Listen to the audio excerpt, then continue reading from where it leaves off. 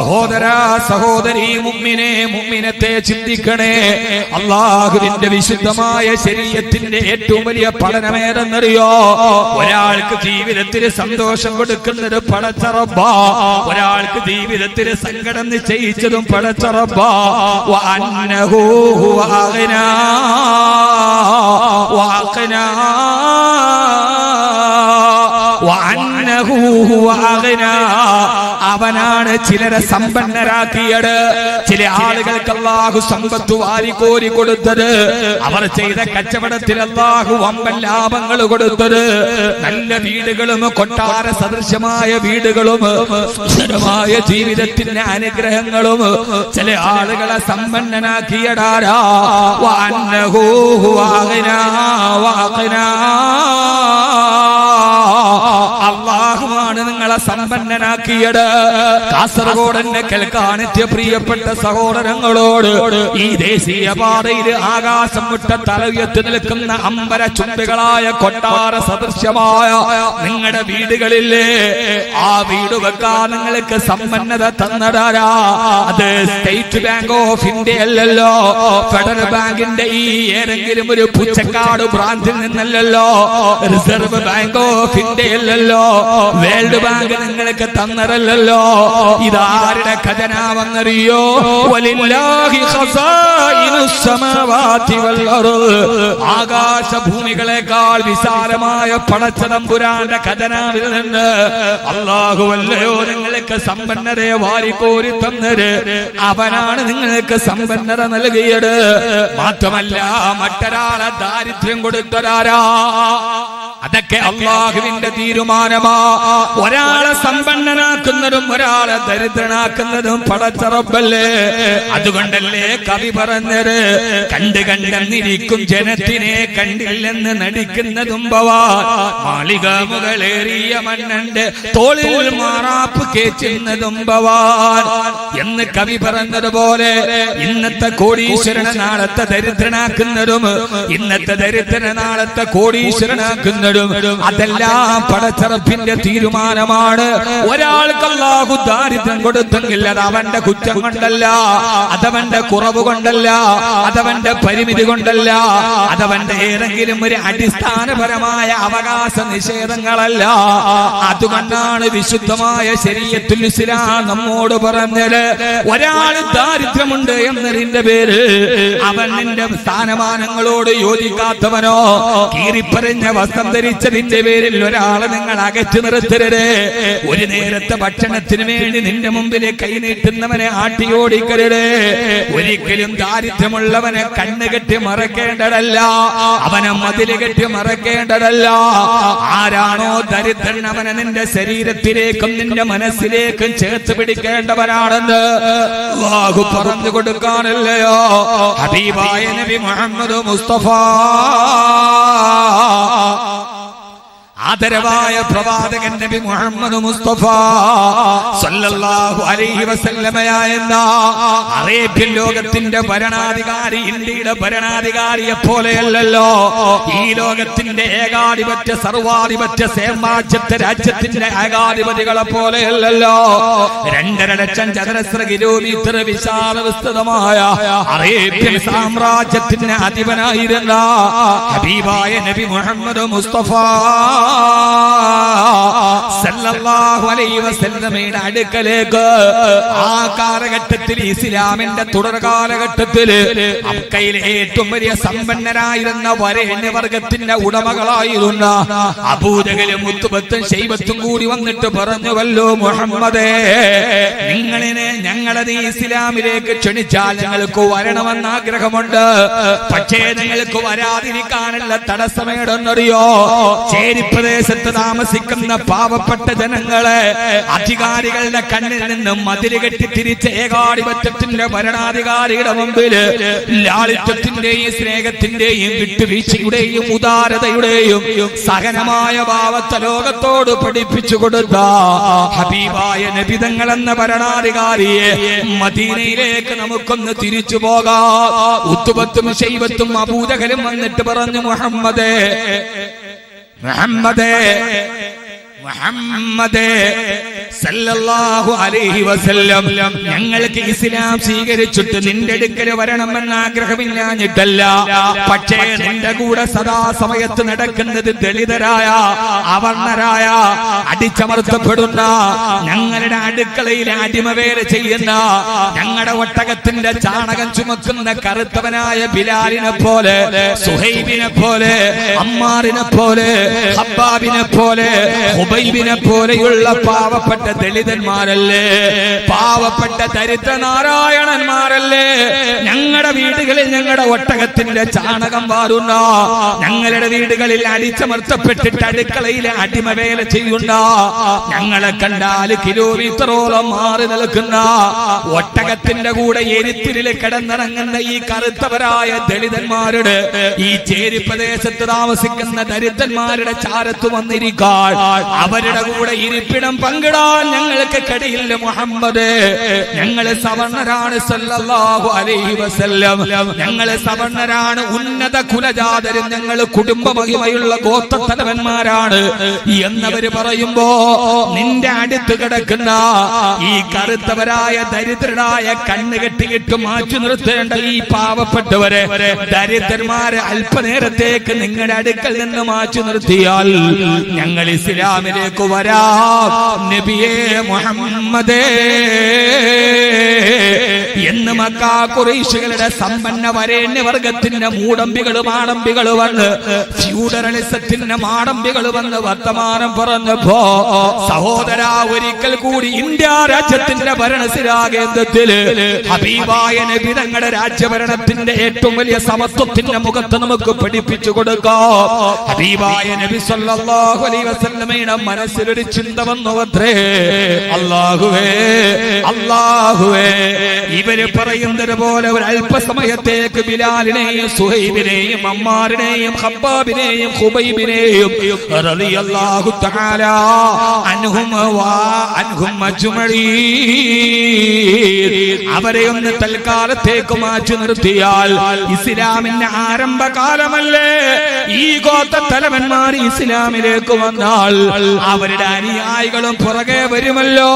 തുടക്ക കാലഘട്ടത്തിൽ ആരുമില്ലാതെ അറേബ്യയിൽ ഒറ്റക്ക് നിൽക്കുന്ന എനിക്കൊരു കരുത്താകുമല്ലോ, അല്ലാഹുവിന്റെ പരിശുദ്ധ ദീനും മക്ക മുഴുവനും പ്രചരിക്കുവാൻ ഇത് കാരണമാകുമല്ലോ എന്ന് കരുതിയിട്ട് ഹബീബായ നബി തങ്ങളുടെ മനസ്സിലൊരു ചിന്ത വന്നപ്പോ ഒരല്പനേരത്തേക്ക് അവരെ ഒന്ന് മാറ്റി നിർത്തിയാലോ, സ്വന്തത്തിന് വേണ്ടിയല്ല, സ്വത്വത്തിന് വേണ്ടിയല്ല, വൈയക്തികത്തിന് വേണ്ടിയല്ല, അല്ലാഹുവിന്റെ ദീനിനത് ഹിതകരമാകുമല്ലോ എന്ന് കരുതി ഹബീബായ നബി സല്ലല്ലാഹു അലൈഹി വസല്ലം അങ്ങനെ ചിന്തിച്ചപ്പോ ആ സമയത്താണ് ഹബീബായ മുത്തുനബിയുടെ വീടിന്റെ വാതിൽക്കൽ ഒരു ശബ്ദം കേട്ടത്, അസ്സലാത്തു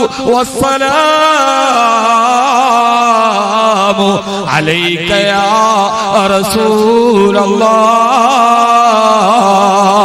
ഹബീബായ നബി തങ്ങളുടെ ചർച്ച നടക്കുന്ന കുടിലിന്റെ വാതിൽ ഒരു ശബ്ദം കേട്ടു. നോക്കിയപ്പോൾ ആരെന്നറിയോ, രണ്ട് കണ്ണുകൾക്ക് കാഴ്ച നഷ്ടപ്പെട്ടു പോയ ദളിതനായ പാവപ്പെട്ടവനായ ദരിദ്രനായ മക്കാ ഖുറൈശികളുടെ അടിമവേല ചെയ്യുന്ന അബ്ദുല്ലാഹ് ഇബ്നു ഉമ്മു മക്തൂം റളിയല്ലാഹു തആല അൻഹു. ആ സലാം കേട്ടപ്പോ ഹബീബായ നബി സല്ലല്ലാഹു അലൈഹി വസല്ലമ അബൂജഹലും ഉത്ബത്തും അടക്കം ഇരിക്കുന്ന ആളുകൾ ആരെയാണോ ആട്ടിയോടിക്കണമെന്ന് ആവശ്യപ്പെട്ടത് അതേ അബ്ദുല്ലാഹ് ഇബ്നു ഉമ്മു മക്തൂം റളിയല്ലാഹു അൻഹു വാതിൽക്കൽ വന്ന് സലാം പറഞ്ഞപ്പോ, സഹോദരാ സഹോദരി, വിശുദ്ധ ഖുർആന്റെ ഏറ്റവും ജാജ്വലമായ ഒരു സൂറത്തിന്റെ അവതരണ പശ്ചാത്തലമാണിത്. ഹബീബായ നബി തങ്ങൾ അബ്ദുല്ലാഹ് ഇബ്നു ഉമ്മു മക്തൂം അന്ധനാണ്, പാവപ്പെട്ടവനാണ്, ദളിതനാണ്, അധകൃതനാണ്, അവകാശം നിഷേധിക്കപ്പെട്ടവനാണ്. ഹബീബായ നബി സല്ലല്ലാഹു അലൈഹി വസല്ലമയുടെ മുഖമൊന്ന് ചുളിഞ്ഞു പോയത്രേ. എന്തിനാണ് ഇബ്നു ഉമ്മു മക്തൂം ഈ സമയത്ത് ഇവിടേക്ക് വന്നത്? ഈ സമയത്ത് വന്നാൽ ഇവരത് കണ്ടിട്ട് തിരിച്ചു പോവുകയില്ലേ എന്ന് പാവപ്പെട്ടവനായ ദരിദ്രനെ കണ്ടപ്പോ ഹബീബായ നബി തങ്ങൾ ആ അസഹനീയമായ അരോചകത്വം വെളിയിൽ കാണിച്ചില്ല. അല്ലാഹുവിന്റെ റസൂലിന്റെ മുഖമൊന്ന് മെല്ലെ ചുളിഞ്ഞു പോയി. അബ്ദുല്ലാഹ് ഇബ്നു ഉമ്മു മക്തൂം റളിയല്ലാഹു അൻഹു ചിന്തിക്കുകയാ, സാധാരണ വന്ന് താൻ വഴിയിൽ വന്നിട്ട് സലാം പറഞ്ഞാൽ ഹബീബായ മുത്തുനബി തങ്ങൾ ഉടനെ മടക്കാറുണ്ട്. എഴുന്നേറ്റ് വന്ന് വാതിലിൽ വന്ന് അവിടുത്തെ നിസാരത്തിന്റെ കരങ്ങൾ തന്റെ കയ്യിൽ പിടിച്ച് അന്ധനായ തന്നെ വിളിച്ചു കൊണ്ടുപോയി ഇരിപ്പിടത്തിന്റെ ചാരത്ത് കൊണ്ടുപോയി ഇരുത്താറുണ്ട്. പക്ഷേ ഇന്ന് ഹബീബായ നബി തങ്ങളുടെ മറുപടി വരുന്നില്ലല്ലോ. എന്തേ ഹബീബന്റെ അടുക്കലേക്ക് വരാത്തത്? എന്തേ എന്റെ തബീബ് എന്റെ ഹബീബന്റെ കയ്യിൽ വന്ന് പിടിക്കാത്തത്? എന്തേ എന്റെ ഹബീബ് എന്റെ കൽബിന്റെ തബീബ് എന്റെ കയ്യിൽ വന്ന് പിടിച്ചിട്ട് എന്നെ ഇരിപ്പിടത്തിൽ കൊണ്ടുപോയി ഇരുത്താത്തത്? മഹാനായ അബ്ദുല്ലാഹ് ഇബ്നു ഉമ്മു മക്തൂം റളിയല്ലാഹു അൻഹുവിന്റെ ഹൃദയത്തിന് വേദനിച്ചപ്പോ ഹബീബായ നബി സല്ലല്ലാഹു അലൈഹി വസല്ലമ ദരിദ്രനെ കണ്ടപ്പോ ഒന്ന് മുഖം ചുളിച്ചതേയുള്ളൂ. മതില് കെട്ടി തിരിച്ചില്ല, കൺമറയത്തിൽ നിന്ന് മാറ്റി നിർത്തിയില്ല, ആരും കാണണ്ടെന്ന് പറഞ്ഞില്ല. ഒരു നീരസത്തിന്റെ അടയാളം മുഖത്ത് വന്നപ്പോ ആ ദരിദ്രനായ സഹാബിയുടെ കണ്ണ് കാണാഞ്ഞിട്ടും തന്റെ അകക്കണ്ണ് കൊണ്ട് ഹബീബിന്റെ ഭൂമുഖ പതനം കാണാൻ അവിടുത്തെ ഓലക്കുടിലിന്റെ ഈത്തപ്പനമരത്തിന്റെ കുടിലിന്റെ ചാരത്തെത്തിയ ആ പാവപ്പെട്ട ദരിദ്രനായ അബ്ദുല്ലാഹ് ഇബ്നു ഉമ്മു മക്തൂം റളിയല്ലാഹു അൻഹുവിന്റെ കൽബിലൊരു ചെറിയ വേദനയുണ്ടായപ്പോ അല്ലാഹുവിനെ സഹിക്കാൻ കഴിഞ്ഞില്ല. മുഅ്മിനത്തെ ആ ദരിദ്രന്റെ കണ്ണ് നിറഞ്ഞത് പടച്ചറപ്പിന് ഇഷ്ടപ്പെട്ടില്ല. അതാ ഗഗനലോകത്ത് നിന്ന് ദിവ്യബോധനത്തിന്റെ വെളിപാടുമായി റൂഹുൽ അമീനു മലക്ക് ജിബ്രീൽ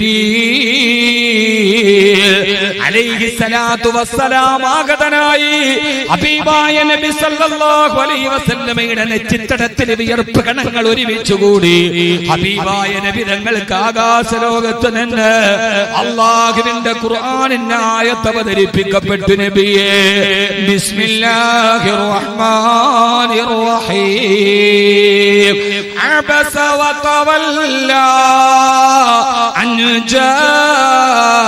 ജാഅഹുൽ അഅമാ വമാ യുദ്രീക ലഅല്ലഹു യസ്സക്കാ ഔ യذكറു ഫതൻഫഉൽ ദിക്റാ. ഹബീബായ നബി തങ്ങളെ അല്ലാഹു ശാസിക്കുകയാണ്. ആരെയാണ് മുഅ്മിനെ ശാസിക്കുന്നത്? ഹബീബായ നബി തങ്ങളെ അല്ലാഹു ശാസിച്ചിട്ട് പറഞ്ഞു, നബിയേ അബസ വതവല്ല, അങ്ങയുടെ മുഖം ചുളിഞ്ഞു പോയോ നബിയേ? അങ്ങയുടെ മുഖത്തിന് നീരസം വന്നോ നബിയേ?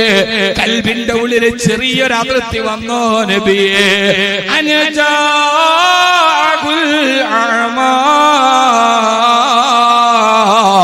ഒരന്ധനായ പാവപ്പെട്ടവനായ ദരിദ്രനായ എന്റെ അടിമയെ കണ്ടപ്പോ അങ്ങയുടെ മുഖം ചുളിഞ്ഞോ നബിയേ? വേണ്ട നബിയേ, വേണ്ട. അങ്ങയുടെ മുമ്പിലിരിക്കുന്ന അബൂജഹലിന്റെയും ഉത്തുബത്തിന്റെയും ശൈബത്തിന്റെയും അവരുടെ പണവും പ്രതാപവും കണ്ടിട്ട് അവർ ഇസ്ലാമിലേക്ക് വരുമെന്ന് കരുതി എനിക്ക് ഏറ്റവും ഇഷ്ടപ്പെട്ട ദരിദ്രനായ ഒരു അടിമയെ കണ്ടപ്പോ അങ്ങയുടെ മുഖം ചുളിഞ്ഞോ നബിയേ? കല്ലാ, വേണ്ട നബിയേ, വേണ്ട, വേണ്ട നബിയേ, വേണ്ട. ഇന്നഹു തദ്കിറാ, ഇതൊരു മുന്നറിയിപ്പാണ്. ഇനി ഇങ്ങനെ ആവർത്തിക്കല്ലേ തിരുദൂതരെ. സഹോദരാ, ആരെയാണ് ശാസിക്കുന്നത്? അല്ലാഹുവിന്റെ ഹബീബിനെ. ദരിദ്രന്മാര് പടച്ചറപ്പിന് ഇഷ്ടപ്പെട്ടവരാണ്, അവർ അല്ലാഹുവിലേക്ക് അടുത്തവനാണ്. അല്ലാഹു ശാസിച്ചതാർക്ക് വേണ്ടി എന്നറിയോ? അല്ലാഹുവിന്റെ ഹബീബിനെ. അല്ലാഹു ഈ ലോകം സൃഷ്ടിക്കാൻ കാരണഭൂതരായ, ഈ ലോകത്തിന്റെ പരാവെളിച്ചമായ, ഈ അഖില ലോക ബ്രഹ്മാണ്ഡ ഘടാകത്തിന്റെ അടിസ്ഥാന ആധാരശിലയായ, ലോകത്തിന്റെ വെളിച്ചത്തിന്റെ നിദാനമായ സമത്വത്തിന്റെ പ്രതീകമായ റജബിന്റെ പുണ്യരാവല്ലേ, ഇതുപോലൊരു രാത്രിയിലെ സപ്തവാനങ്ങളും താണ്ടിക്കടന്ന അതിശീഘ്ര ദുദ്രഗമന വാഹനമായ ബുറാക്കിലെ കയറ്റി ആകാശലോകത്തിന് അനിർവചനീയമായ ആത്മീയതയുടെ ആനന്ദ തുന്തിരമായ കാഴ്ചകൾ കാണിച്ച് ആകാശലോകം മുഴുവനും കാണിച്ചു കൊടുത്ത അവിടുത്തെ ഹബീബല്ലയോ, ആ ഹബീബിനെയാണ് അല്ലാഹു വിളിച്ചിട്ട് പറഞ്ഞത്, വേണ്ട നബിയേ, ഈ അബൂജഹലിന്റെ അധികാരത്തെക്കാൾ, ഉത്ബത്തിന്റെ സമ്പന്നതയേക്കാൾ, ശൈബത്തിന്റെ കുടുംബ മഹിമയേക്കാൾ അല്ലാഹുവിനിട്ടം ദരിദ്രനായ അന്ധനായ അബ്ദുല്ലാഹി ഇബ്നു ഉമ്മു മക്തൂമിനെയാണ്. അതുകൊണ്ട് അങ്ങ് ചെയ്തതിന് ചെയ്യരുതെന്ന് ശാസിക്കുമ്പോ, സഹോദരാ, ഇന്ത്യ രാജ്യത്തിന്റെ സ്വാതന്ത്ര്യ സമരത്തിന് ജനാധിപത്യത്തിന് ശക്തി കൊടുത്ത മിസ്സസ് ആനി ബസന്റ് പോലും പറഞ്ഞുവല്ലോ, ഈ സൂറത്തിൽ അബസയിലെ ഈ ചരിത്ര പശ്ചാത്തലം എടുത്തിട്ട് ഈ ഖുർആൻ മുഹമ്മദ് അവതരിപ്പിച്ച ഒരു ഗ്രന്ഥമായിരുന്നെങ്കിൽ ഇങ്ങനെ ഒരു ശാസനയുടെ അധ്യായം അതിൽ കാണുമായിരുന്നില്ല.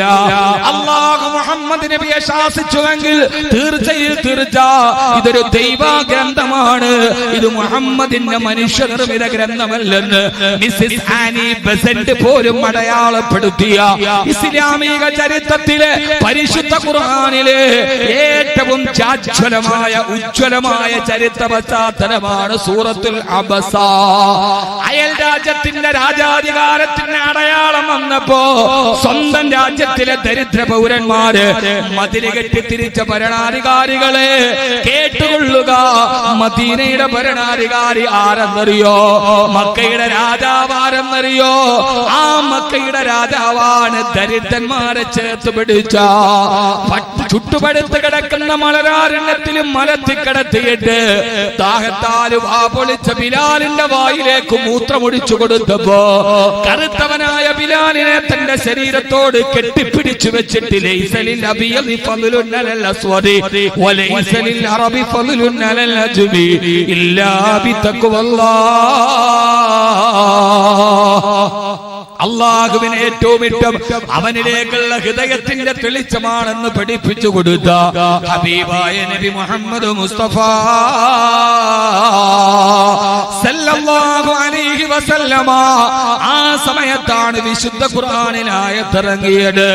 നബിയേ ബിസ്മില്ലാഹിർ റഹ്മാനിർ റഹീം വലാ തത്റുദിൽ ലദീന യദ്ഊന റബ്ബഹും ബിൽ ഗദാതി والعشي يريدون وجها ولا تعد عيناك عنهم تريد زينة الحياة الدنيا ولا تطع من أغفلنا قلبه عن ذكرنا واتبع هواه وكان أمره فرطا. ഓ നബിയേ, രാപ്പകലുകളുടെ വ്യത്യാസങ്ങളില്ലാതെ അല്ലാഹുവിന്റെ സ്മരണയിൽ കഴിഞ്ഞുകൂടുന്ന പാവങ്ങളെ അങ്ങാട്ടി ഓടിക്കണ്ട നബിയേ, ആ പാവങ്ങൾ അല്ലാഹുവിനെ ഏറ്റവും ഇഷ്ടപ്പെട്ടവരാണെന്ന് ഹബീബായ നബി മുഹമ്മദ് മുസ്തഫ. അള്ളാഹുവിനെ ഏറ്റവും ഇഷ്ടപ്പെട്ടവരാ സഹോദരാ. അതുകൊണ്ട് എന്റെ വിഷയത്തിലോട്ട് കിടക്കട്ടെ. പാവങ്ങളെ ആട്ടിയോടിക്കാനുള്ളതല്ല. ഒരു ദിവസം കൂടി ഞാൻ ഒരിക്കൽ കൂടി പറയട്ടെ, ഇന്ത്യയുടെ ഭരണാധികാരി പാവപ്പെട്ടവന്മാരെ മതിൽ കെട്ടിയിട്ടാണ് തിരിച്ചതെങ്കിൽ അതേപോലെ നമ്മളും അവരെ വിമർശിക്കുമ്പോ മനസാക്ഷിയോട് ചോദിക്കട്ടെ, പലപ്പോഴും നമ്മളും അങ്ങനെ മനസ്സിൽ മതിൽ കെട്ടി തിരിച്ചിട്ടില്ലേ? പാവപ്പെട്ടവരെ അകറ്റി നിർത്തിയിട്ടില്ലേ? നമ്മള് ദരിദ്രന്മാരെ നമ്മുടെ മനസ്സിന്റെ ഉള്ളിൽ ഭിത്തി കെട്ടി തിരിച്ചിട്ടില്ലേ? നമ്മുടെ വീട്ടിലെ ആഡംബര കല്യാണത്തിന് തൊട്ടടുത്ത വീട്ടിലെ പാവപ്പെട്ടവനെ ക്ഷണിക്കാറുണ്ടോ? നമ്മുടെ പ്രധാനപ്പെട്ട സദസ്സുകളിൽ പാവപ്പെട്ടവനായ ആളുകളെ നമ്മൾ വിളിക്കാറുണ്ടോ? മൈലാഞ്ചി കല്യാണവും മഞ്ഞ കല്യാണവും പറഞ്ഞ് പണത്തിന്റെ തിമിർപ്പിലാടി തിമിർക്കുമ്പോ ആ സമയത്ത് എത്ര പാവപ്പെട്ടവര് പൊട്ടിക്കരഞ്ഞിട്ട് നമ്മുടെ അയൽപക്കത്തുണ്ട്. മുഅ്മിനേ, നമ്മുടെ പെൺമക്കളെ കെട്ടിച്ചു വിടാൻ ഞാൻ എന്റെയും നിങ്ങളുടെയും മനസാക്ഷിയോട് ചോദിക്കട്ടെ. ഭരണാധികാരികൾ അഹമ്മദാബാദിലെ തെരുവിലാണ് ഭിത്തി കെട്ടിയതെങ്കിൽ നമ്മൾ നമ്മുടെ മനസ്സിന്റെ ഉള്ളിൽ ആരും കാണാത്ത തര ഭിത്തി കെട്ടിയിട്ടില്ലേ? നമ്മുടെ പെൺമക്കള് കൈ നിറച്ചിട്ട് സ്വർണ്ണാഭരണമിട്ട് കാതിലും കരുത്തിലും സ്വർണ്ണമിട്ട് ലക്ഷങ്ങള് പൊടി പൊടിച്ച് കല്യാണം നടത്തി. ആ സമയത്ത് വിദേശ നിർമ്മിത കാറിലോ ആഡംബര വാഹനത്തിലേക്ക് നമ്മുടെ പെൺമക്കള് പുതിയാപ്പളയുടെ കൈ പിടിച്ചിട്ട് കയറുമ്പോ തൊട്ടടുത്ത നമ്മുടെ മതിലിന്റെ പുറത്ത് 30 വയസ്സായിട്ടും കല്യാണത്തിന് ഭാഗ്യമില്ലാതെ സ്ത്രീധനമെന്ന ദുരാധാരത്തിന്റെ പേരിൽ ജീവിതത്തിന്റെ സൗഭാഗ്യം നഷ്ടപ്പെട്ടു പോയ സ്വന്തം മകളെ കെട്ടിച്ചയക്കാൻ വേണ്ടി വെള്ളിയാഴ്ച പള്ളിക്കോലാകളിൽ തുണി വിരിക്കുന്ന പാവപ്പെട്ട പിതാവിന്റെ മകള് ഒരു തരി സ്വർണം പോലും തന്റെ കാതിലില്ലാതെ തൊട്ടടുത്ത മുതലാളിയുടെ മകളെ കൈ നിറച്ച് സ്വർണ്ണ വളയിട്ട് കാല് നിറച്ചും കാത് നിറച്ചും സ്വർണ്ണമിട്ടിട്ട് ബെൻസുകാരില് പുതിയ ആപ്പിളയുടെ കൈ പിടിച്ച് കയറുമ്പോ ചെറുപ്പക്കാര് ചുറ്റും നിന്നിട്ട് ആഴത്തുള്ളി നൃത്തം ചെയ്യുമ്പോ 30 വയസ്സായിട്ടും തന്റെ കാതിലൊരു തരി സ്വർണ്ണമില്ലാതെ ആ കാഴ്ച തന്റെ ഓല കൊണ്ട് മറച്ച വീടിന്റെ ഓലക്കാതുകൾക്കിടയിലൂടെ നോക്കിയിട്ട് നെടുവേർപ്പെടുന്ന 100 കണക്കിന് പെൺകുട്ടികൾ നമ്മുടെ ചുറ്റുപാടിലില്ലേ? അവരെയൊക്കെ നമ്മൾ വേലി കെട്ടി തിരിച്ചവരല്ലേ? വേണ്ട സഹോദരാ, വേണ്ട.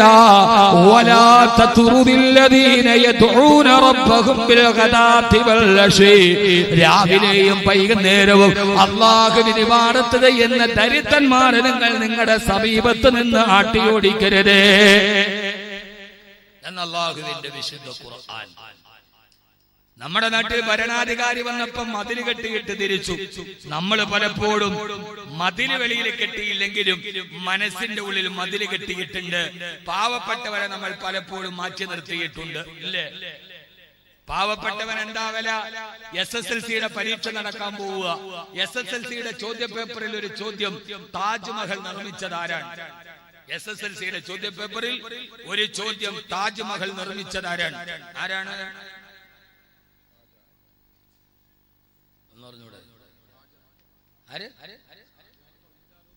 ഷാജഹാൻ. ആരാ താജ്മഹൽ നിർമ്മിച്ചത്? ആരാ? ഉത്തരം പറയും മനുഷ്യന്മാരെ.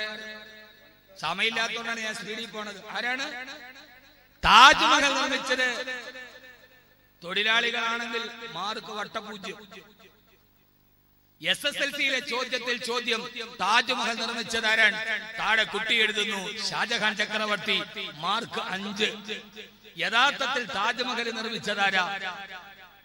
ഷാജഹാനാണോ? അല്ല. പിന്നെയോ? രാപ്പകലുകളില്ലാതെ ആ വെണ്ണക്കൽ പ്രതിമകളെ തങ്ങളുടെ കരവിരുത്തിന്റെ കരകൗശലം കൊണ്ട് ചാർത്തിയെടുത്ത തൊഴിലാളികൾ. വൈസ്രോയി ആയിരുന്ന ജനറൽ സ്ലീമാൻ താജ്മഹൽ സന്ദർശിക്കാൻ വേണ്ടി പോയിട്ട് അദ്ദേഹം തന്റെ ഭാര്യയോട് ചോദിച്ചു, നിനക്കെന്ത് വേണം? ജനറൽ സ്ലീമാന്റെ ഭാര്യ പറഞ്ഞു, എനിക്കും നിങ്ങൾ ഇതുപോലെയുള്ള ഒരു സ്മാരകം പണിത് തന്നാൽ ഇപ്പോൾ എനിക്ക് മരിച്ചാൽ കൊള്ളാമെന്ന് ആഗ്രഹമുണ്ടെന്ന് ജനറൽ സ്ലീമാൻ പറഞ്ഞ ബ്രിട്ടീഷ് ഈസ്റ്റ് ഇന്ത്യ കമ്പനി ഇവിടെ നിന്ന് തിരിച്ചു പോകുമ്പോൾ ആരും അറിയാതെ അവരുടെ പോക്കറ്റിൽ എടുത്തുകൊണ്ടുപോയ വെണ്ണ മാർബിൾ കൊണ്ടുണ്ടാക്കിയ ഷാജഹാന്റെ താജ്മഹൽ. ആ താജ്മഹൽ 2 പ്രാവശ്യം ഈസ്റ്റ് ഇന്ത്യ കമ്പനി വിൽക്കാൻ വെച്ചതാണ്. ട്രാൻസ്പോർട്ടിംഗ് ചാർജ് കൂടുതലായതുകൊണ്ടാണ് വിൽക്കാൻ പറ്റാതിരുന്നത്. ബ്രിട്ടീഷുകാരൻ ഇന്ത്യയെ വിറ്റു, അറബികൾ ഇന്ത്യയെ പണിതു. താജ്മഹലും ഫത്തേപൂർ സിക്രിയും കുത്തബ് മീനാറും ചെങ്കോട്ടയും അഹമ്മദാബാദും ഒക്കെ അറബികൾ ഇന്ത്യക്ക് സംഭാവന ചെയ്തു. 800 വർഷക്കാലം ഇന്ത്യ അറബികൾ ഭരിച്ചപ്പോ ഒരൊറ്റ കലാപങ്ങളും ഒരു സ്വാതന്ത്ര്യ സമരവും ഇന്ത്യയിൽ ഉണ്ടായില്ല. ബ്രിട്ടീഷ് ഈസ്റ്റ് ഇന്ത്യ കമ്പനി 800 വർഷം ഭരിച്ച മുഗളന്മാർ ഇവിടെ ഭരിച്ചപ്പോൾ അവർ ഇവിടെ നിന്ന് ഒഴിഞ്ഞു പോകുമ്പോൾ ഇന്ത്യയുടെ ആഭ്യന്തര ഉൽപാദന ശരാശരി 40%. ആ സമ്പന്നതയാണ് പോർച്ചുഗീസുകാരെയും ഡച്ചുകാരെയും ബ്രിട്ടീഷുകാരെയും ഇന്ത്യയിലേക്ക് ആകർഷിച്ചത്. ആഭ്യന്തര ശരാശരി 40%. British east India company company സായിപ്പ് വന്നു. 100 വർഷം തികയുന്നതിന് മുമ്പേ സ്വാതന്ത്ര്യ സമരം പൊട്ടിപ്പുറപ്പെട്ടു. 800 വർഷം അറബികൾ ഭരിച്ചിട്ടില്ലാത്ത കലാപം 100 വർഷം ഭരിക്കുന്നതിന് മുമ്പേ ഈസ്റ്റ് ഇന്ത്യ കമ്പനിക്കെതിരെ പൊട്ടിപ്പുറപ്പെടാൻ കാരണം എന്താണ്? British east India company India വിട്ടിട്ട് 947 തിരിച്ചു പോകുമ്പോ ഇന്ത്യയുടെ ആഭ്യന്തര ശരാശരി വെറും 4.5%. മുഗളന്മാർ മുസ്ലിമീങ്ങൾ ഞങ്ങൾ ഇന്ത്യ ഭരിച്ചപ്പോ ഇന്ത്യയുടെ ആഭ്യന്തര ഉൽപാദന ശരാശരി 40%. ഈസ്റ്റ് ഇന്ത്യ കമ്പനി ഭരിച്ചപ്പോ സ്വാതന്ത്ര്യം കിട്ടുമ്പോ 4.5%. ആ തകർന്നു പോയ ഇന്ത്യയെ മുഴുവനും കച്ചുവിറ്റുമുടിച്ചു ബ്രിട്ടീഷ് ഈസ്റ്റ് ഇന്ത്യ കമ്പനി ബ്രിട്ടീഷുകാർ. ആ ദാരിദ്ര്യത്തിന്റെ കാലത്താണ് നെഹ്റുവിന്റെ കാലത്ത് താളം തകരയും തിന്ന് വിശപ്പടക്കിയിട്ട് പാവപ്പെട്ട മലയാളികൾ അടക്കമുള്ളവർ അവർ ഒരു നേരത്തെ ഭക്ഷണത്തിനു വേണ്ടി അവർ പലായനം നടത്തിയത്. ചിലർ ഒരു നേരത്തെ ഒരു ഇരുമ്പ് വെട്ടിയും കയ്യിൽ തൂക്കി ഉടുക്കാനുള്ള വസ്ത്രവും ചുത്തടക്കാനുള്ള ഭക്ഷണവും തേടി അവർ ബോംബെയിലും മദ്രാസിലേക്കും പോയി. ചിലർ മദിരാശിയിലേക്കും ബംഗ്ലാദേശിന്റെ അതിർത്തികളിലേക്കും പോയി. അങ്ങനെ പോയ അവർ ഒരു നേരത്തെ അന്നം കണ്ടെത്താൻ വേണ്ടിയാണ് അതിർത്തികൾ കടന്ന് അവർ അഭയാർത്ഥികളായത്. ഒരു നേരത്തെ അന്നത്തിന് വേണ്ടിയാണ് അവർ ബംഗ്ലാദേശിലും ശ്രീലങ്കയിലും അഫ്ഗാനിലും പാകിസ്ഥാനിലും കുടിയേറി പാർത്തത്. അല്ലാതെ ഭീകരവാദികളായിട്ടല്ല. അന്നം തേടി പോകുന്നവന് എന്ത് അതിർത്തിയാണ് രാജ്യത്തിന് ഭരിക്കാനുള്ളത്? ശൈത്യകാലമാകുമ്പോൾ സെർബിയയിൽ നിന്ന് സെർബിയൻ കൊക്കുകൾ കടലിന്റെ പുഴയിലേക്ക് അന്നം തേടി വരാറുണ്ട്. ആ കൊക്കുകൾ ഏത് അതിർത്തി നോക്കിയിട്ടാണ് പാറി വരുന്നത്?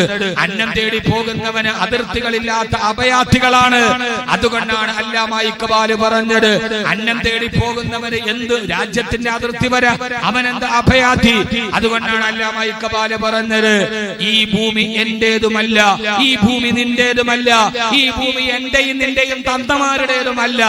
ഈ ഭൂമി അത് പടച്ചതമ്പുരാന്റെ ഭൂമിയിൽ താമസിക്കാൻ ആരാണ് ആധാരം കൊടുക്കേണ്ടത്? പടച്ചറപ്പിന്റെ മണ്ണില് താമസിക്കാൻ ആരോടാണ് നമ്മൾ രേഖകൾ കൊടുക്കേണ്ടത്? ഈ ഭൂമി എന്റേതുമല്ല, നിന്റേതുമല്ല, നമ്മുടെ പിതാക്കന്മാരുടേതുമല്ല. ഈ ഭൂമി ദൈവത്തിൻ്റെതാണ്. ഞാൻ അതുവഴി പോയാൽ പിന്നെ NRCയിലൊക്കെ പോകും. വേണ്ട. എന്റെ പൊന്നു സഹോദരങ്ങളെ, എന്താ നമ്മുടെ രാജ്യത്തിന്റെ ഗതി? ഗാന്ധിജി ഇന്ത്യക്കാർക്ക് വേണ്ടി സായിപ്പിനെ കുടിയിറക്കി. നമ്മുടെ പ്രധാനമന്ത്രി സായിപ്പിന് വേണ്ടി ഇന്ത്യക്കാരെ കുടിയിറക്കി. രണ്ടു തമ്മിൽ വ്യത്യാസമുണ്ട്. ഈ ദരിദ്രന്മാർ, ഞാൻ പറഞ്ഞത് താജ്മഹൽ നിർമ്മിച്ചത് തൊഴിലാളികളാണെന്ന് പറഞ്ഞ പരീക്ഷയ്ക്ക് മാർക്ക് കിട്ടോ സഹോദര? ഇല്ല. എന്നാൽ യഥാർത്ഥത്തിൽ അത് നിർമ്മിച്ചത് തൊഴിലാളികളാണ്. അതുകൊണ്ട് ദരിദ്രൻ എന്ന് പറഞ്ഞാൽ എന്താണ്? ഈ വിഷയത്തിന് 2 പാർട്ടുണ്ട്. ഇൻഷാ അല്ലാഹ് നമുക്ക് തൗഫീഖ് ചെയ്താൽ പറയാം. അള്ളാഹു നമ്മളെ സ്വീകരിക്കട്ടെ. ഞാൻ പറഞ്ഞ നേരത്തെ തുടങ്ങിയാൽ സംസാരിക്കാൻ ഒരു റാഹത്തുണ്ട്, ഇല്ലെങ്കിൽ കറാഹത്താണ്. അള്ളാഹു നമ്മളെ സ്വീകരിക്കുമാറാകട്ടെ. ആമീൻ പറയും. എന്താ സദസ് സ്റ്റേജ് ഒക്കെ ഒരു മൂകതയിരിക്കണം. ഞാൻ ആദ്യം അങ്ങനെ പറഞ്ഞോണ്ടാണ്. ഒരു ചിരിയില്ലല്ലേ? അള്ളാഹു നമ്മളെ സ്വീകരിക്കട്ടെ. യഥാർത്ഥത്തിലെ ഹബീബായ നബി മുഹമ്മദ് മുസ്തഫ പോരാ, ഹബീബായ നബി മുഹമ്മദ് മുസ്തഫ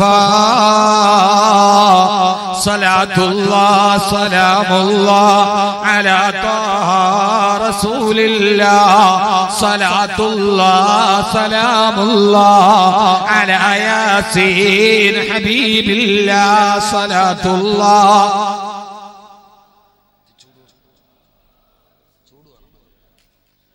ഇതെന്താ സലാത്ത് ചൊല്ലാത്ത? നിങ്ങൾ എന്താ മുഅ്മിനീങ്ങളെ, എന്റെ പൊന്നു മനുഷ്യന്മാരെ, നിങ്ങൾ എന്താ സലാത്ത് ചൊല്ലാത്ത? ഇങ്ങനെ സലാത്ത് ചൊല്ലാ? പൂച്ചക്കാടെന്ന് പേരേ പാടുള്ളൂ. പൂച്ചയെ പോലെ ഇങ്ങനെ പതുങ്ങാൻ പാടില്ല. പുലിയെ പോലെ കുതിച്ചിയാടും.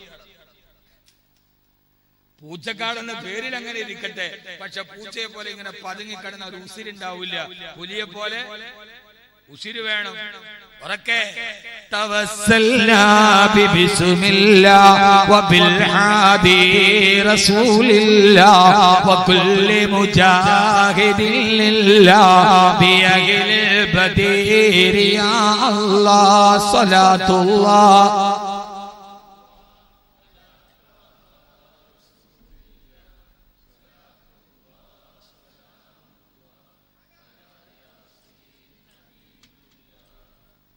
നിങ്ങൾക്ക് ഹബീബായ നബി തങ്ങളോട് സ്നേഹമുണ്ടോ? ഉണ്ടോ? നബി തങ്ങളോട് സ്നേഹമുണ്ടോ? നിങ്ങൾ ദുആ ചെയ്യാറുണ്ടോ? എപ്പോഴും ദുആ ചെയ്യാറുണ്ടോ? എന്നാൽ ദരിദ്രന്മാരുമായി ബന്ധപ്പെട്ട് ഇൻഷാ അല്ലാഹ് ഈ വിഷയത്തിന്റെ രണ്ടാം ഭാഗം നമുക്ക് ലാസ്റ്റ് പറയാം. ഹബീബായ നബി തങ്ങൾ ഒരു ദുആ ചെയ്യാറുണ്ടായിരുന്നു. ആ ദുആ ഇൻഷാ അല്ലാഹ് ഞാൻ പറഞ്ഞുതരാം. നിങ്ങൾ ചെയ്യുവോ? ഉറപ്പ്? ഇത് LDF UDF പറയും പോലെ ആവോ? ഇൻഷാ അല്ലാഹ് ഉറക്കെ പറയും. ഞാൻ ഹബീബായ നബി സല്ലല്ലാഹു അലൈഹി വസല്ലം സദാ ചെയ്യാറുണ്ടായിരുന്ന ഒരു ദുആ ഉണ്ട്. ആ ദുആ ഇൻഷാ അല്ലാഹ് ഞാൻ പറഞ്ഞുതരാം. നിങ്ങൾ ചെയ്യൂലേ? ചെയ്യുന്ന ഉറപ്പുള്ളവരൊക്കെ ഒന്ന് കൈ പൊക്കിക്കേ. രണ്ട് കൈയും പൊക്കിക്കേ. ഉടനെ പൊക്കു മനുഷ്യന്മാരെ. എന്നിട്ട് ഇങ്ങനെ ഇങ്ങനെ ഒന്നുകൂടി പൊക്കി താഴ്ത്തി. ഉറക്കം പോയില്ലേ? മണി 11 സദസ്സും കൂട്ടുകൊണ്ട് പാടാൻ സമയമില്ല, നാട്ടുവർത്താനം പറയാൻ. അല്ലാഹു നമ്മളെ സ്വീകരിക്കുമാറാകട്ടെ. ആദരവായ റസൂലുള്ളാഹി സ്വല്ലല്ലാഹു അലൈഹി വസല്ലമ സദാ സമയം ദുആ ചെയ്യാറുണ്ടായിരുന്നത്രേ. അല്ലാഹുമ്മ ഇന്നി അസ്അലുക ഫിഅലൽ ഖൈറാത്തി വതർക്കൽ മുൻകറാത്തി വഹുബ്ബൽ മസാകീൻ വഇദാ അറദ്ത ബിഇബാദിക ഫിത്നതൻ ഫഖബ്ലിനി ഇലൈക ഗൈറ മഫ്തൂനീൻ. സഹോദരാ സഹോദരി കേൾക്കണേ, മുഅ്മിനേ മുഅ്മിനത്തെ ശ്രദ്ധിക്കണേ. ഇതൊരു നിസ്സാര വിഷയമല്ല. ഖബറും കഫന്നുണിയും മരണവും മരണാനന്തരവും ഖബറും മുൻകരും നക്കീറും ഹിസാബും സിറാത്തും മീസാനും ഒക്കെ പറയുന്നത് പോലെ ഇക്കാലത്ത് നമ്മൾ അതീവ ജാഗ്രതയോടെ ശ്രദ്ധയോടെ സമീപിക്കേണ്ട ഒരു വിഷയമാണിത്. ഹബീബായ നബി സല്ലല്ലാഹു അലൈഹി വസല്ലമയുടെ ദുആ അല്ലാഹുമ്മ അല്ലാഹുവേ അല്ലാഹുവേ അല്ലാഹുവേ ഇന്നി അസ്അലുക ഫിഅലൽ ഖൈറാത്തി. അല്ലാഹുവേ എപ്പോഴും നല്ല കാര്യങ്ങൾ ചെയ്യാനുള്ള അവസരം നീ ഞങ്ങൾക്ക് നൽകണേ അല്ലാഹ്. നബി തങ്ങളുടെ ദുആയാണ് അല്ലാഹുമ്മ ഇന്നി അസ്അലുക ഫിഅലൽ ഖൈറാത്ത്. എപ്പോഴും നല്ലത് മാത്രം ചെയ്യിപ്പിക്കണേ റബ്ബേ. വതർക്കൽ മുൻകറാത്തി. നിനക്ക് വെറുക്കപ്പെട്ട ഏതൊക്കെ കാര്യങ്ങളുണ്ടോ അതിൽ നിന്ന് മാറി നിൽക്കാൻ തൗഫീഖ് നൽകണേ അല്ലാഹ്. അതോടൊപ്പം തന്നെ വഹുബ്ബൽ മസാകീൻ. അല്ലാഹുവേ അല്ലാഹുവേ മുഅ്മിനേ മുഅ്മിനത്തെ ഒരു ദിവസമെങ്കിലും നിസ്കാരപ്പായിരുന്നിട്ട് കൽബറിഞ്ഞിട്ട് ഈ ദുആ നമ്മൾ ചെയ്യുമോ? വഹുബ്ബൽ മസാകീൻ. അല്ലാഹുവേ പാവങ്ങളോടുള്ള ഹുബ്ബ് എനിക്ക് നൽകണേ അല്ലാഹ്. ദരിദ്രന്മാരോടുള്ള സ്നേഹം നൽകണേ റബ്ബേ എന്ന് പറഞ്ഞാൽ ദരിദ്രന്മാരെ എന്റെ കൂട്ടുകാരാക്കണേ അല്ലാഹ്. എത്ര വലിയ ദുആയാണിത്. നമ്മുടെ നാട്ടിലൂടെ കീറിപ്പറിഞ്ഞ വസ്ത്രം ധരിച്ചു നടക്കുന്ന, നമ്മുടെ നാട്ടിൽ ആട്ടിയോടിക്കപ്പെടുന്ന ഒരാളെ കുറിച്ച് നമ്മൾ പറയോ ഇയാളെന്റെ കൂട്ടുകാരനാണെന്ന്. മന്ത്രിയെ കണ്ടാൽ പറയും എന്നെ അടുപ്പക്കാരനാ, MLA എന്റെ അടുപ്പക്കാരനാ.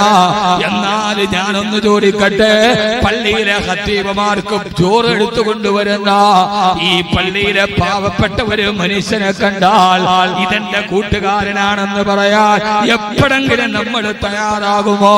പക്ഷേ ഹബീബായ നബി തങ്ങൾ എപ്പോഴും പറയുമായിരുന്നത്രേ അല്ലാഹുവേ അല്ലാഹുവേ വഹുബ്ബൽ മസാകീൻ. സാധുക്കളെ എന്റെ കൂട്ടുകാരാക്കണേ അല്ലാഹ്. പറയുക മാത്രമല്ല, ദുആ ചെയ്യുക മാത്രമല്ല. അല്ലാഹുവിന്റെ ഹബീബിന്റെ കൂട്ടുകാരാരാ? സയ്യിദുനാ ബിലാൽ. ബിലാൽ അല്ലാഹുവിന്റെ ഹബീബിന്റെ കൂട്ടുകാരനല്ലേ? സുഹൈബ് റളിയല്ലാഹു അൻഹു അല്ലാഹുവിന്റെ ഹബീബിന്റെ കൂട്ടുകാരനല്ലേ? അമ്മാർ റളിയല്ലാഹു അൻഹു ഹബീബിന്റെ കൂട്ടുകാരനല്ലേ? പാവപ്പെട്ടവരെ തന്നെ അടുത്തേക്ക് ചേർത്ത് പിടിച്ചു വെച്ചു ലോകൈക ഗുരു നബി മുഹമ്മദ് മുസ്തഫ. മനുഷ്യന്മാരെ സല്ലല്ലാഹു അലൈഹി വസല്ലം എനിക്ക് ഏറ്റവും ഇഷ്ടം പാവപ്പെട്ടവരോടാക്കണേ റബ്ബേ. നമ്മൾ പറയാ പടച്ചോനെ ആ പാവപ്പെട്ടവനുണ്ടല്ലോ ഒന്നിനും പറ്റാതെ കീറിപ്പറിഞ്ഞ വസ്ത്രം ധരിച്ച, ആരുടെ വീട്ടിൽ വന്നാലും ഒരു അവസരം കിട്ടാത്ത, പള്ളിയുടെ വെള്ളിയാഴ്ച പള്ളിയുടെ മുമ്പിൽ തുണിയും പിടിച്ചേക്കണ ഒരാള് എന്റെ ഹബീബാണ് കേട്ടോ. പറയാൻ പറ്റുമോ? പറയാൻ പറ്റുമോ? എന്റെ നമ്മളും ഈ മനസ്സിൽ ഈ മതില് കെട്ടിയിട്ടില്ലേ? മോദി മാത്രമല്ലല്ലോ, നമ്മളും മനസ്സിൽ മതില് കെട്ടിയിട്ടില്ലേ? മോന്റെ കല്യാണമായി, ആരെയൊക്കെ വിളിക്കണം? അത് ആ ഇച്ഛായ വിളിക്കണം, ഈ ഇച്ഛായ വെക്കണം, മേലെ ഇച്ഛായ വെക്കണം, കീഴെ വിളിക്കണം. അപ്പോഴാരോ MBA വിളിക്കണം, MLA വിളിക്കണം. പട്ടിയാലി നിക്കാഹ് മമ്മൂട്ടിയുടെ സാന്നിധ്യത്തിൽ തന്നെ നടത്തണം. ലിസ്റ്റ് ഇട്ടു. അപ്പോഴാരോ പറഞ്ഞു പള്ളിയിലെ ഖത്തീബിച്ച. അതിപ്പോ ലാസ്റ്റ് നമുക്ക് എപ്പോഴേലും വിളിക്കാം. പള്ളിയിലെ മുയിലിയാരിച്ച, പള്ളിയിലെ മുക്രിച്ച, അതിപ്പോ എപ്പ വിളിച്ചാലും വരൂല്ലോ. അവര് നമ്മുടെ ശമ്പളം മേടിച്ചിട്ട് നമ്മുടെ പള്ളിയിലെ ജോലി ചെയ്യണല്ലേ. അതിപ്പോ ഞായറാഴ്ചയാണ് കല്യാണമെങ്കിൽ വെള്ളിയാഴ്ച ജുമാ നിസ്കരിച്ചിട്ട് അവരോട് പറഞ്ഞാലും മതി എന്ന് പലപ്പോഴും മതില് കെട്ടാറില്ലേ നമ്മൾ? വേണ്ട, പള്ളിയിലെ ഖത്തീബിന് ചോറ് വാങ്ങിച്ചോണ്ട് വരണ ഒരു പാവം നാടൻ കാക്ക ഉണ്ടാവൂലോ. ഇവിടെ ഇല്ല, ഇവിടെ ഇല്ല. സുഖമില്ലാതെ കിടക്കാൻ അള്ളാഹു ശിഫ കൊടുക്കട്ടെ, അള്ളാഹു ശിഫ കൊടുക്കട്ടെ. എത്ര പേര് പോയി ആ മനുഷ്യനെ കണ്ടു? വീട്ടില് സുഖമില്ലാതെ കിടന്നിട്ട് ഹോസ്പിറ്റലിൽ എത്ര പേര് പോയി കണ്ടു?